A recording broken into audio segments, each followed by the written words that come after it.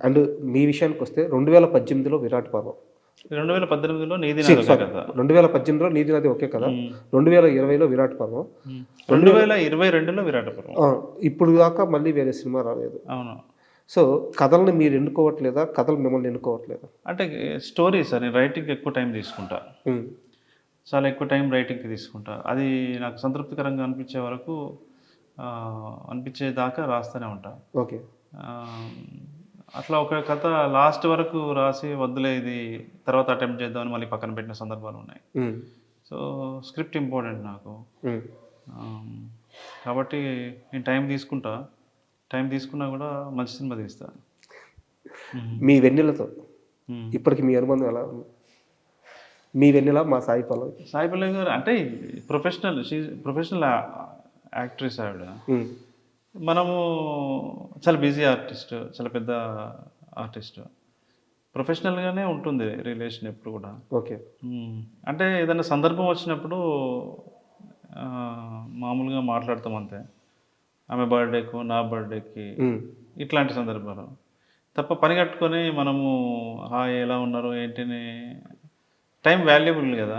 Sir, so, సందర్భం వచ్చినప్పుడు ఎప్పుడు మాట్లాడుతూనే ఉంటాం. మొన్న గూడా మాట్లాడాం. అంటే 'వేణు ఉడుగల్' అంటే ఏదైనా ఒక విషయాన్ని చెప్పాలనుకుంటే స్ట్రెయిట్ ఫార్వర్డ్‌గా చెప్పే వ్యక్తి. హ్మ్. బట్ 'సాయి పల్లవి' విషయంలో గత కొన్ని సంవత్సరాలుగా ఒక ఇష్యూ నడుస్తూ ఉంది. ఆ అమ్మాయిని ట్రోల్ చేయాలనుకున్న ప్రతిసారి దాన్ని ఆయుధంగా మార్చుకుంటా ఉన్నారు. 'విరాట్ పర్వం' సినిమా ప్రమోషన్స్‌లో తను మాట్లాడిన మాటలు. హ్మ్. అంటే ప్రతి ఒక్కరికి వాళ్ళ వాళ్ళ ప్రాస్పెక్టివ్ ఉంటది. పాకిస్తాన్ సైనికులకు గూడా వాళ్ళ ప్రాస్పెక్టివ్ వాళ్ళకుంటది గదా! అలాగే నక్సలైట్‌లు గూడా వాళ్ళ ప్రాస్పెక్టివ్ వాళ్ళకుంటది. ఎవరి సైడ్ నుంచి చూస్తే వాళ్ళే హీరో అని జెప్పేసి తను మాట్లాడింది. సో, దాన్ని ఇప్పటికీ ట్రోల్ చేస్తూ ఉన్నారు. బట్ 'వేణు ఉడుగల' ఎందుకు ఆ రోజు ఏం జరిగింది అని ఇప్పటిదాకా కన్ఫర్మేషన్ ఇచ్చి ఒక ట్వీట్ లేదు గాని ఇచ్చాను. ఇచ్చారా? ఇచ్చాను. చాలా చెప్పాను నేను. హ్మ్. నా మీద గూడా అప్పుడు కేస్ ఏదో పెట్టారు. ఇదే విషయంలో. అవునవునవును. హ్మ్. సో, అంటే ఇప్పుడు ఎలా ఉందంటే సో సో జనాల మూడ్ అలా ఉంది. హ్మ్. అంటే ఇప్పుడు యాంటీ ఇంటెలెక్ట్ ఎరాలో మనం ఉన్నాం. మేధో వ్యతిరేకమైన కాలంలో మనం ఉన్నాం. హ్మ్. కాబట్టి సహజంగానే మనం ఏదన్నా ఇలాంటివి ప్రోగ్రెసివ్‌గా ఎవరైనా ఒక స్టేట్మెంట్ ఇచ్చినప్పుడు సొసైటీ రిగ్రెసివ్‌గా చాలా వరకు రిగ్రెసివ్‌గా ఉన్నప్పుడు వాళ్ళు స్పందిస్తారు అట్లా. కొంచెం రూడ్‌గా కూడా స్పందించే అవకాశాలుంటాయి. హ్మ్. అది అది అలా జరగకూడదు. అయిపోయిందంతే ఇగ. బాధపడ్డారా 'సాయి పల్లవి' గారు?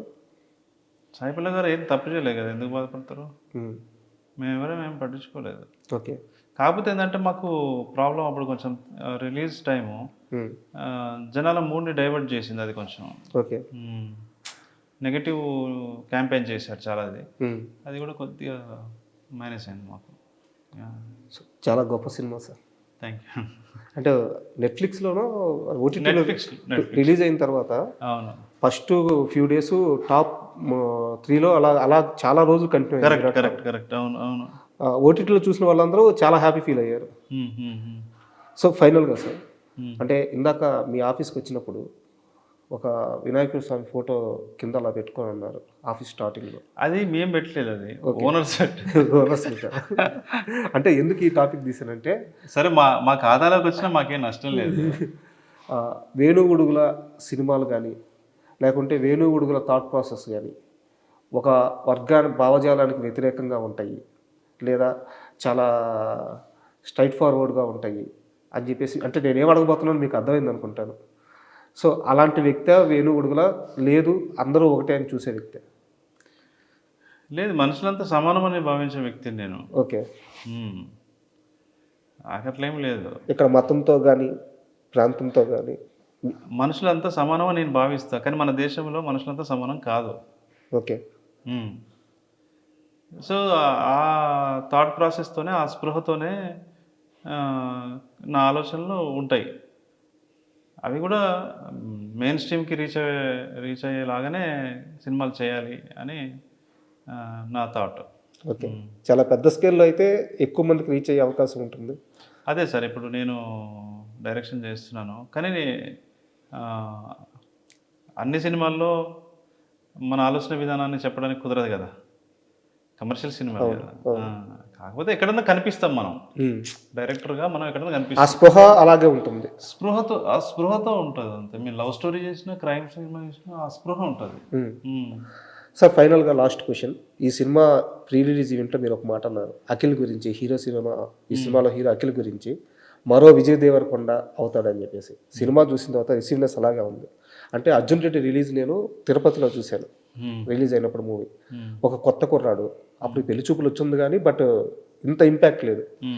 ఒక కొత్త కుర్రాడు అసలు ఆ జనం రిసీవ్ చేసుకునే అరుపులు థియేటర్లో కూడా ఈరోజు అఖిల్కి అదే రిసీవ్నెస్ వస్తుంది. అవును.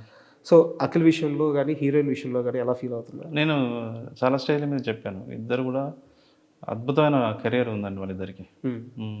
వాళ్ళ commitment, dedication, everything next level. ముఖ్యంగా తెలుగు హీరోయిన్ కావాలని పట్టుబట్టింది మీరేనంట. అవును, తెలుగు అమ్మాయినే పెడదామని. ఎందుకంటే మనం తీసేది తెలుగు ప్రేక్షకుల కోసం, మన సినిమా చూసేది తెలుగు ప్రేక్షకులు. తర్వాత ఈ నేటివిటీని అర్థం చేసుకోవాలి కదా, ఈ కల్చర్ని. ఇప్పుడు ఇది రూటెడ్ సినిమా. సో అంటే నా సినిమాలో తెలుగులో పెడతాం లేదో నాకు తెలియదు, బట్ ఈ సినిమా పర్టికులర్గా వచ్చి నేను డైరెక్ట్ చేసే సినిమా గురించి నేను తెలియదు. బట్ రాజు వెంకటరామయ్య ఏంటంటే ఇట్స్ రూటెడ్ సినిమా, సో మట్టి వాసన ఉన్న సినిమా. ఆ రిలేటబుల్ కావాలంటే తెలుగు అమ్మాయే ఉండాలి. అవును, ఎందుకంటే అక్కడ అంటే ఆ కల్చరు, వాళ్ళలో ఉన్న లైఫ్లో ఉండే బ్యూటీ. మాట్లాడండి సార్, ఇంపార్టెంట్ కాదు. పర్లేదు. లైఫ్లో ఉండే బ్యూటీ, ఆ ఫుడ్ కల్చర్, ఇవన్నీ తెలిసిన అమ్మాయి అయితే కొంచెం బాగా రిలేటబుల్గా ఉంటారు.